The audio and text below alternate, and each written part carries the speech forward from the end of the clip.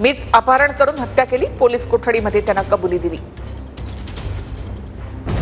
सरपंच संतोष देशमुखांची हत्या केल्याची घुलेनं पोलिसांकडे कबुली दिली आहे। सुदर्शन घुले, जयराम चाटे आणि महेश केदारनं हत्या केल्याची कबुली दिली आहे। 9 डिसेंबर 2024 ला संतोष देशमुखांचं अपहरण करून हत्या करण्यात आली होती। गँग लीडर घुलेसह इतर आरोपींचा पोलीस कोठडीत जबाब नोंदवण्यात आलाय। तर संतोष देशमुख हत्या प्रकरणात कृष्णा आंधळे अद्यापही फरार आहे। या आरोपींनी अपहरण करून जी हत्या केली त्या संदर्भात निकम साहेबांनी एकदम स्पष्ट शब्दामध्ये प्रसार माध्यमांना आपली प्रतिक्रिया काल दिलेली आहे।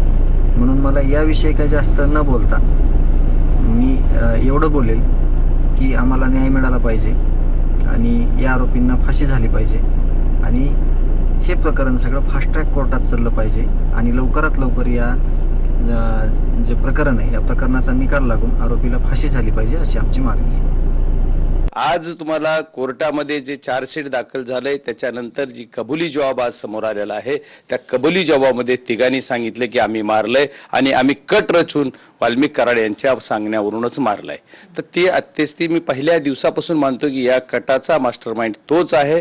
जर कबुली पोलिसांपुढे दिली असेल तर ती तितकीशी ग्राह्य धरली जात नाही, पण जर कबुली मॅजिस्ट्रेट पुढे असेल तर आत्ताच्या घटनेला आपल्याला माहित नाही आहे की ती पोलिसांपुढे आहे का मॅजिस्ट्रेट पुढे आहे।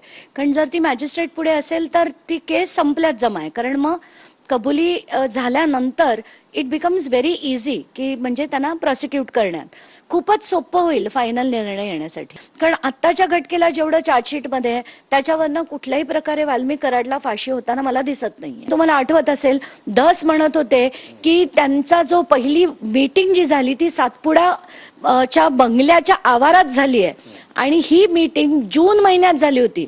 म्हणूनच की काय मला असं वाटतं की मुंडेंना वाचवण्यासाठी आता ही मे पासून शिफ्ट करून ते थेट अगदी 8 ऑक्टोबर पर्यंत आणलंय।